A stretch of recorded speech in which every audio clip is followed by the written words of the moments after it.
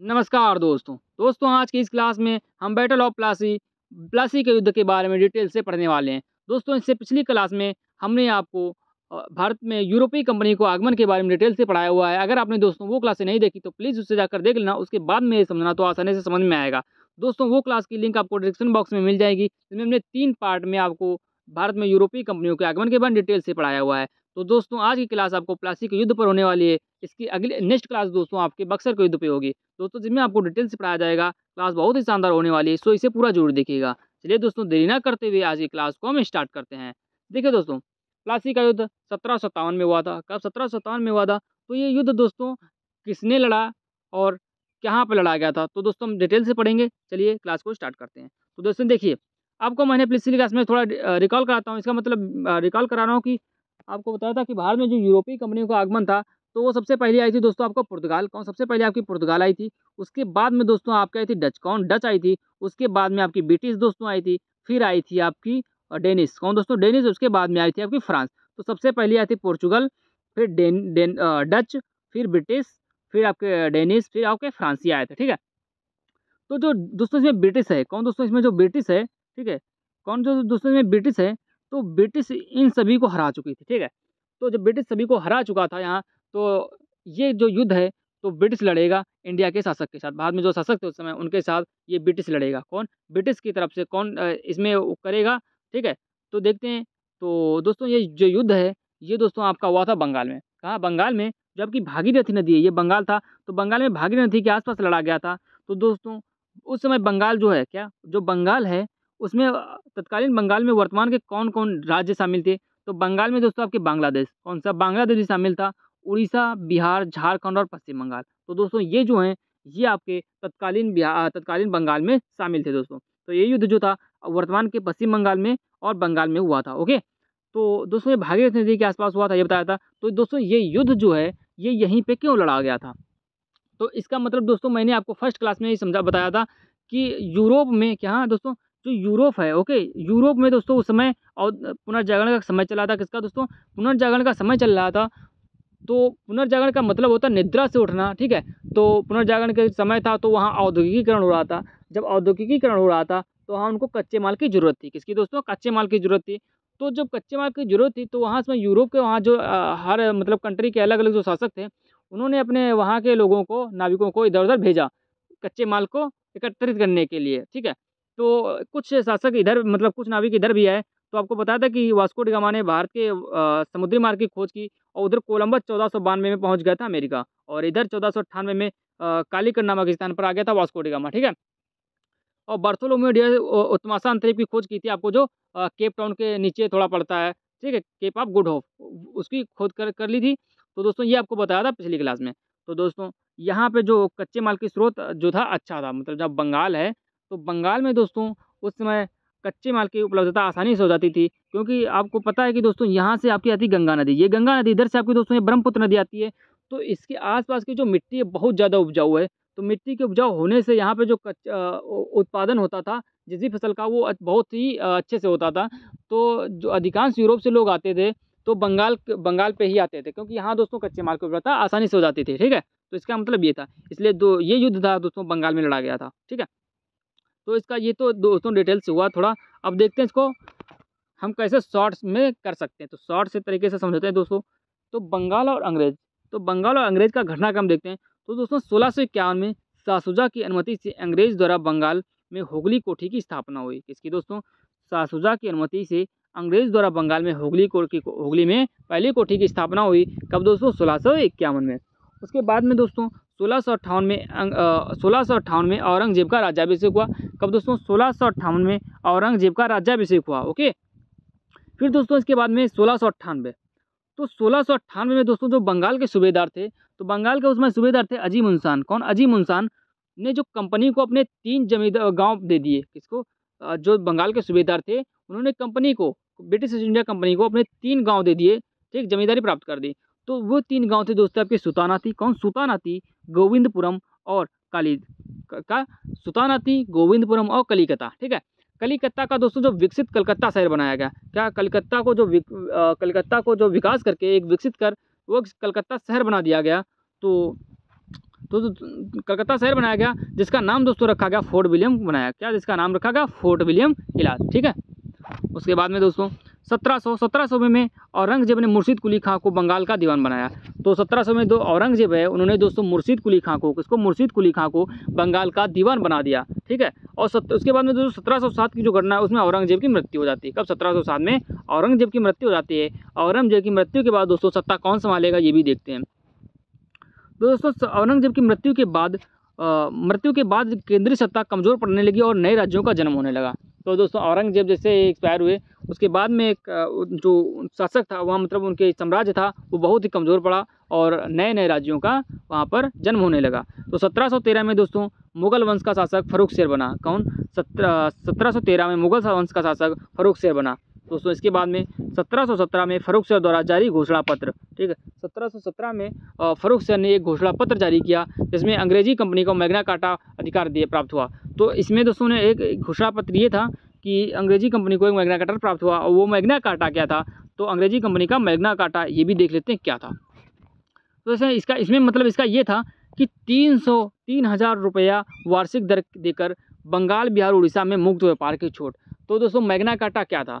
3,000 रुपया दीजिए, ठीक है, बंगाल, बिहार, उड़ीसा में मुक्त व्यापार कीजिए, ठीक है। आपको बताया बंगाल, बिहार, उड़ीसा उसमें बंगाल के ही भाग थे, ठीक है। उसके बाद 1,000 रुपया वार्षिक पर सूरत में व्यापार की छूट दे दी गई। तो 1,000 रुपये उनको दीजिए और सूरत में जो है फ्री व्यापार कीजिए, ठीक है, फ्री ट्रेड कीजिए। उसके बाद मुंबई के टकसाल में चांदी और तांबा के सिक्के को मान्यता प्राप्त। तो उसमें मुंबई के टकसाल में, मुंबई में जो मुंबई थे वहाँ के टकसाल में चांदी और तांबे के सिक्के मान्यता प्राप्त हो गई, ठीक है। फिर इसके बाद में दोस्तों बंगाल, ठीक, बंगाल के सूबेदार दोस्तों थे मुर्शीद कुली खां। कौन दोस्तों? बंगाल के सूबेदार थे। कौन? बंगाल के सूबेदार थे आपके मुर्शीद कुली खां। और मुर्शीद कुली खां दोस्तों, तो इन्होंने कुछ काम किया, स्वतंत्र बंगाल की स्थापना। तो मुर्शीद कुली खां कब तक वहाँ के नवाब रहे? तो मुर्शीद कुली खां वहाँ के सूबेदार दोस्तों ने 1713 से 1727, कब? 1713 से 1727 ईस्वी तक। तो इन्होंने कुछ काम किए, तो वो देख लेते हैं क्या क्या काम इन्होंने किए। तो दोस्तों इन्होंने किया स्वतंत्र बंगाल की स्थापना की। किसने? मुर्शीद कुली खां ने स्वतंत्र बंगाल की स्थापना की। और राजधानी जो परिवर्तन उन्होंने किया, क्या ये क्वेश्चन बहुत ही पूछा जाता है कि जो इन्होंने मुर्शीद कुली खां ने राजधानी परिवर्तन की, ये आपसे ऐसे क्वेश्चन पूछेगा कि ढाका से मुर्शिदाबाद राजधानी किसने बनाई? मतलब मुर्शिदाबाद राजधानी किसने बनाई ढाका से? तो बनाई थी मुर्शीद कुली खां ने, ओके। इजारेदारी प्रथा का प्रारंभ, तो इजारेदारी प्रथा का प्रारंभ किसने किया दोस्तों? मुर्शीद कुली खां ने। इसके बाद 1719 में उड़ीसा को जीतकर बंगाल में मिलाया। तो दोस्तों 1719 में इन्होंने जो उड़ीसा था, उड़ीसा को जीतकर बंगाल में प्राप्त कर लिया, बंगाल में उन्होंने मिला लिया, ठीक है। फिर दोस्तों इसके बाद में इनके वर्क हो गए मुर्शीद कुली खां के। फिर इसके बाद में मुर्शीद कुली खां के बाद में दोस्तों, मुर्शीद कुली खां के बाद उन्होंने अपने दामाद, इनके दामाद जो थे शुजाउद्दीन, वो यहाँ के नवाब बने। कौन? शुजाउद्दीन, ठीक है। शुजाउद्दीन जो उनके दामाद थे वो वहाँ के नवाब बने। और शुजाउद्दीन कब से कब तक रहे? 1727 से दोस्तों 1739 ईस्वी तक। कब तक? 1727 से 1739 ईस्वी तक। फिर दोस्तों 1739 तक रहे, इन्होंने कुछ काम किए। 1733 में बिहार को बंगाल में शामिल किया। तो दोस्तों उसने क्या, आपके जो मुर्शीद कुली खां था उन्होंने क्या किया था? उड़ीसा को बंगाल में शामिल किया था। और इनके दामाद शुजाउद्दीन है, इन्होंने बिहार को बंगाल में शामिल कर दिया। किसको? बिहार को बंगाल में शामिल कर दिया। इसके बाद में दोस्तों ये सूबेदार वहाँ के रहे। फिर इसके बाद में इनके पुत्र दोस्तों, कौन? इनके पुत्र जो थे, किसके दोस्तों? शुजाउद्दीन के पुत्र थे सरफराज खान, ठीक, सरफराज खान, वो वहाँ के नवाब बने। कब तक दोस्तों? 1740 से 1739 से 1740 ईस्वी तक, ठीक है। तो शुजाउद्दीन की मृत्यु के बाद में उसका पुत्र सरफराज खान 1739 से 1740 2 साल के लिए वहाँ का नवाब बना। फिर इसके बाद में दोस्तों इधर आपके बिहार में जो था अलीवर्दी खान, कौन? अलीवर्दी खान इधर बिहार में था। और इन्होंने जो यहाँ के नवाब रहे वो 1740 से 1756 ईस्वी तक रहे। और जो ये हैं अलीवर्दी खान ने, ठीक, अलीवर्दी खान इधर था बिहार में। तो दोस्तों जो अलीवर्दी खान थे 1740 में 1756 तक जो शासक रहे, इन्होंने सरफराज खान की 1740 में युद्ध, मतलब सरफराज खान को मार दिया। कहाँ दोस्तों? 1740 में अलीवर्दी खान ने सरफराज खान को मार दिया। वो युद्ध था दोस्तों गिरिया का युद्ध। कौन सा दोस्तों? ये पूछेगा नहीं आपसे। गिरिया के युद्ध में अलीवर्दी खान ने सरफराज खान को मार दिया, ठीक है। फिर बंगाल का, जब सरफराज खान को अलीवर्दी खान ने मार दिया तो बंगाल का अगला नवाब कौन बना? तो अलीवर्दी खान दोस्तों बना। कौन? अलीवर्दी खान अगला बंगाल का नवाब बना, ठीक है। ये बने 1740 से 1756 ईस्वी तक। फिर दोस्तों अलीवर्दी खान ने सरफराज खान, तो दोस्तों जो अलीवर्दी खान ने सरफराज की हत्या कर तत्कालीन मुगल बादशाह मोहम्मद शाह रंगीला को 2 करोड़ रुपए देकर बंगाल का नवाब घोषित करवाया। तो अलीवर्दी खां ने सरफराज खां की हत्या कर तत्कालीन मुगल बादशाह मोहम्मद शाह रंगीला, ठीक है, मुगल बादशाह उस समय कौन था, मोहम्मद शाह रंगीला को 2 करोड़ रुपए देकर बंगाल का नवाब घोषित करवाया। ठीक है, मतलब इसका मतलब ये था कि इन्होंने अपने इशारे पर काम करने के लिए उन्होंने 2 करोड़ रुपए दिए, अपने इशारे पर जैसे नचा सके, अपने उंगली पर नचाना जिसे कहते हैं। तो जो आपके अलीवर्दी खां था, ये मुगल बादशाह मोहम्मद शाह रंगीला को 2 करोड़ रुपए दिए और वहाँ का अपना मतलब वहाँ का जो नवाब घोषित करवा दिया। उसका मैं अलीवर्दी खां दोस्तों, अलीवर्दी खां यदि मधुमक्खियों को छोड़ दिया जाए तो वो शहद हो देगी, अगर उसको छेड़ दिया जाए तो वो काट खाएगी। ये किसने कहा था, आपका स्टेटमेंट पूछेगा। ठीक है, इंपॉर्टेंट स्टेटमेंट है, फेमस है। यदि मधुमक्खियों को छोड़ दिया जाए तो वो शहद देगी, अगर उसको छेड़ दिया जाए तो वो काट खाएगी। तो ये किसका स्टेटमेंट है दोस्तों, अलीवर्दी खां का। ओके, अलीवर्दी खां दोस्तों, अलीवर्दी खां के बारे में बताते हैं थोड़ा। अलीवर्दी खां की 3 पुत्रियां थी, कितनी दोस्तों, 3 पुत्रियां थी। एक थी आपकी ममूना बेगम, कौन, एक मामुना बेगम, दूसरी घसीटी बेगम, तीसरी बेगम अमीना। कौन, मामुना बेगम, घसीटी बेगम और बेगम अमीना। दोस्तों इनके बीच भी अभी जो यहाँ का जो नवाब बनने की चेष्टा होगी, यहाँ की जो अधिकार मतलब सोचते हैं कि इस प्रांत को मैं जीत लूँ, इस प्रांत को मैं जीत लूँ, तो इनके ये जो चेष्टा थी इनकी, इन तीनों बहनों की आपस में भी टकराहट होगी। तो उसे देखते हैं क्या होता है आगे। ठीक है, जो दोस्तों अलीवर्दी खां, जो अलीवर्दी खां थे, इनकी 3 पुत्रियां थी, जैसा कि मैं बता चुका हूँ, पूर्णिया, मामुना बेगम, घसीटी बेगम और अमीना बेगम। दोस्तों इनके 3 पुत्र, ये पूर्णिया में इनकी शादी हुई थी, पूर्णिया, ये ढाका में, घसीटी बेगम ढाका, और जो पटना में था वो बेगम अमीना। कौन, बेगम अमीना थी। ठीक है, फिर दोस्तों इनके जो मामुना बेगम है, शौकत जंग, ठीक है, और इनके पुत्र एक था किसा, सिराजुद्दौला। सिराजुद्दौला जो है इनका पुत्र था। इसके बाद में जो सिराजुद्दौला, ठीक है, सिराजुद्दौला 1756 से 1757, क्या 1756 से 1757।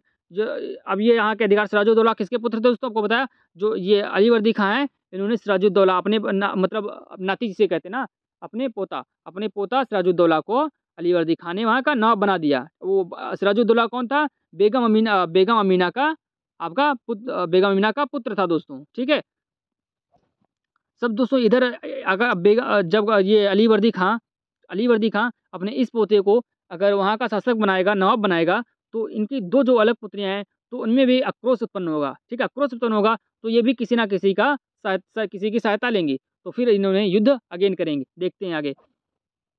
तो सिराजुद्दौला दोस्तों, सिराजुद्दौला 1756 से 1757 तक ये वहाँ के नवाब रहे। तत्कालीन बंगाल और अंग्रेज और फ्रांसीसी। ठीक, 1656 में तृतीय कर्नाटक युद्ध की शुरुआत हो गई। कब, 1656 में दोस्तों तृतीय कर्नाटक की युद्ध की जो शुरुआत हो गई। इसमें क्या था, अंग्रेजों ने कोलकाता में और फ्रांसीसी ने चंद्रनगर में किलेबंदी की शुरुआत कर दी। तो अंग्रेजों ने कहा कि दोस्तों कलकत्ता में और फ्रांसीसियों ने चंद्रनगर में किलेबंदी की शुरुआत कर दी। ठीक है, इसके बाद में सिराजुद्दौला जो था, कौन दोस्तों, सिराजुद्दौला को मना करने पर फ्रांसीसी मान गए, लेकिन अंग्रेजों ने बात नहीं मानी। तो सिराजुद्दौला ने इनको मना किया किलेबंदी करने के लिए। कौन, सिराजुद्दौला ने किलेबंदी करने के लिए इनको मना किया। फ्रांसीसी तो मान गए बट अंग्रेज नहीं माने। ठीक है, तो जब ये नहीं माने तो उनका मतलब जब अगर उनकी अवहेलना की, तो किसकी, सिराजुद्दौला ने मना किया, फिर भी इन्होंने नहीं माना, अंग्रेजों ने नहीं माना, तो उनकी अवहेलना की, तो उनको सिराजुद्दौला को भी ठेस पहुंची होगी। जब ठेस पहुंचेगी तो वो भी कोई ना कोई कदम उठाएगा। तो देखते हैं, सिराजुद्दौला ने अंग्रेजों पर आक्रमण किया। ठीक है, कदम उठा लिया, देखिए उठाया कदम, सिराजुद्दौला ने अंग्रेजों पर आक्रमण कर दिया। सिराजुद्दौला ने कासिम बाजार पर आक्रमण कर कब्जा किया। किसने, सिराजुद्दौला ने कासिम बाजार पर आक्रमण कर उसे कब्जा कर लिया। और कासिम का बाजार, मैंने आपको पिछली क्लास में बताया था, कासिम बाजार किसके हाथ में थी उस समय, तो उस पर सत्ता दोस्तों चल रही थी ब्रिटिश इंडिया कंपनी की। अब सिराजुद्दौला ने उसे जीत लिया। ठीक है, 15 जून 1756 को कोलकाता पर आक्रमण कर कब्जा। तो 15 जून 1756 को कोलकाता पर आक्रमण कर उसने जो है, किसने दोस्तों, सिराजुद्दौला ने उसे अपने कब्जे में ले लिया। ठीक है, कोलकाता को। और कोलकाता का फिर जो सिराजुद्दौला है, उन्होंने कोलकाता का नाम बदलकर अलीनगर रख दिया। क्या दोस्तों, अलीनगर नाम बदलकर रख दिया। इसके दोस्तों जो अलीनगर के प्रभारी हो गए वो मानिक चंद्र। कौन दोस्तों, मानिक चंद्र। 20 जून, फिर इसके बाद में दोस्तों जो है 20 जून, क्या जो 20 जून है दोस्तों, 20 जून को 1756 को फोर्ट विलियम को अपने कब्जे में ले लिया। अभी मैंने आपको बताया था जो कलकत्ता शहर था, कलकत्ता था, उसी को फोर्ट विलियम किला था बनाया गया। कोलकाता को जो विकसित कर, क्या कलकत्ता को विकसित कर एक विकसित रूप बनाया गया जिसका नाम क्या रखा गया, फोर्ट विलियम किला रखा गया था। अभी जस्ट पीछे बताया था आपको, ठीक है। उसको उन्होंने कब्जे में ले लिया 20 जून 1756 को। इसके बाद में ब्लैक होल की घटना दोस्तों। अब ब्लैक होल की घटना थी, ये क्या घटना थी, इसमें दोस्तों घटना ये थी कि एक छोटे से कमरे में सिराजुद्दौला ने बहुत से अंग्रेज़ सैनिकों को एकत्र, मतलब अंग्रेज़ सैनिकों को वो कर लिया, मतलब अंग्रेज़ सैनिकों को दोस्तों उन्होंने मतलब बंदी बनाया। एक दो अंग्रेज़ सैनिक ने, बहुत सारे अंग्रेज़ सैनिक थे, उनको बंदी बनाकर एक कमरे में, छोटे से कमरे में बंद कर दिया, जिसमें दोस्तों अधिकांश की मृत्यु हो गई, ठीक है। उस घटना को क्या कहा गया, ब्लैक होल की घटना कहा गया, ठीक है, जिसमें छोटे से कमरे में बहुत से अंग्रेज़ सैनिकों को बंदी बनाकर उसमें डाल दिया गया, जिसमें सांस ना लेने की वजह से, सांस ना मिलने की वजह से जिसकी वहाँ उनकी मृत्यु हो गई, जिसे ब्लैक होल की घटना कहा गया। दोस्तों ये घटना कब की है, ये 20 जून 1756 की, कब, 20 जून 1756 की है।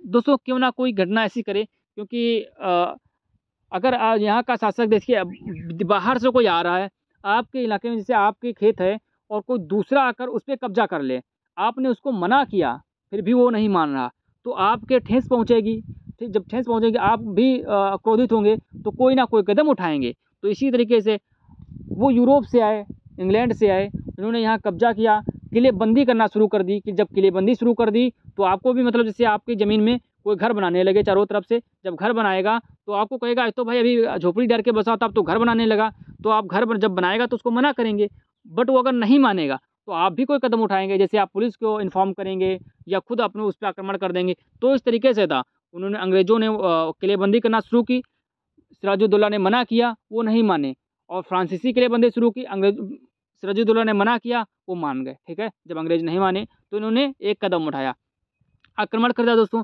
जब इन पे आक्रमण किया तो इन्होंने देखिए कलकत्ता को भी जीत लिया, ठीक है, जैसे आपके बताया पीछे, कलकत्ता को भी जीता इन्होंने, और कलकत्ता को जीता और इन्होंने कासिम बाजार को भी जीत लिया। उसके बाद में ब्लैक होल की घटना इन्होंने कर दी, ठीक है।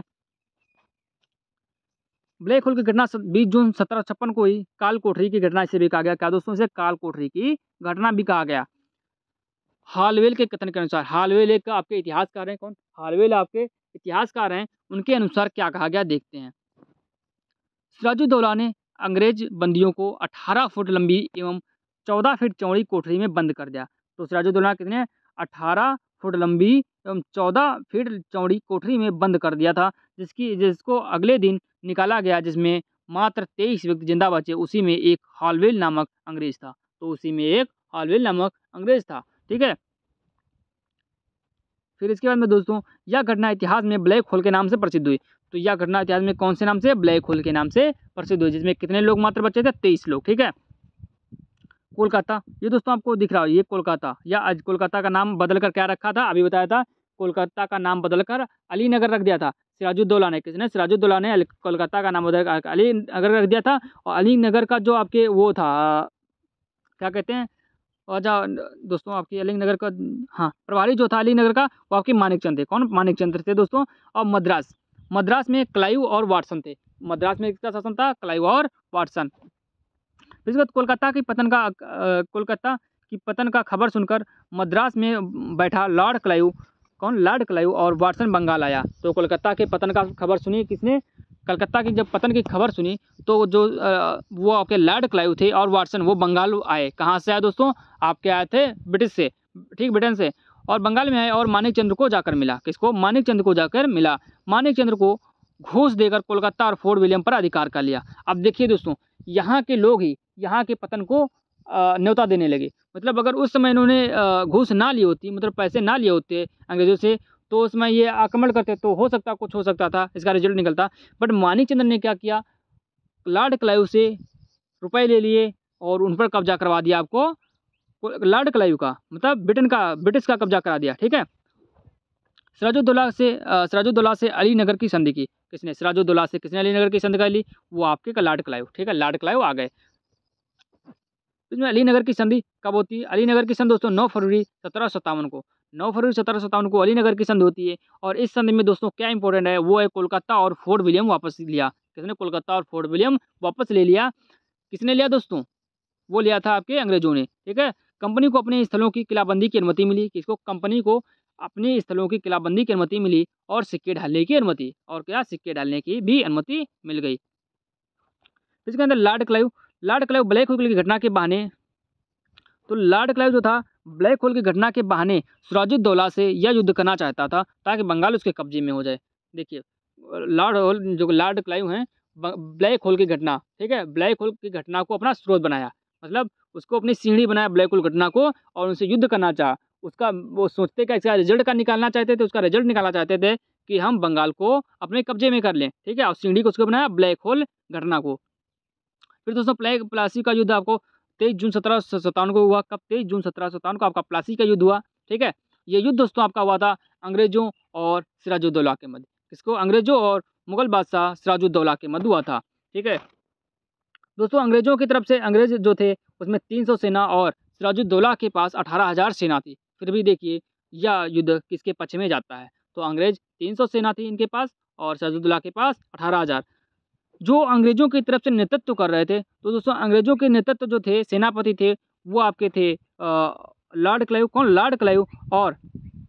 लॉर्ड क्लाइव और इधर से सिराजुद्दौला की तरफ से थे आपके मीर जफर, मीर मदान और मोहनलाल। देखिए इधर से सेनापति थे अंग्रेजों की तरफ से Lord Clive, British east India company का नेतृत्व कर रहे थे लॉर्ड क्लाइव, और सिराजुद्दौला मीर मदन, कौन? सिराजुद्दौला, मीर मदन, मोहनलाल, ये इधर से थे मुगल बादशाह। तो और इसके सामने भी मीर जफर भी था, छोटा सेनापति। घसीटी बेगम, ठीक है, घसीटी बेगम आपको बताया था मैंने। घसीटी बेगम कौन थी? घसीटी बेगम में 3 बहनें थी, और जो सिराजुद्दौला था वो आपके बेगम जो इसकी तीसरी पुत्री थी उसका बेटा था, क्यों? सिराजुद्दौला। तो इनकी मौसी थी घसीटी बेगम। सेनापति मीर जफर। शौकतगंज पूर्णिया नवाब था। कहाँ? पूर्णिया का नवाब कौन था? शौकतगंज था। मानिक चंद, राय दुर्लभ और अमीर चंद, ये इतने जो थे एक साथ ब्रिटिश ईस्ट इंडिया कंपनी के खिलाफ युद्ध करेंगे।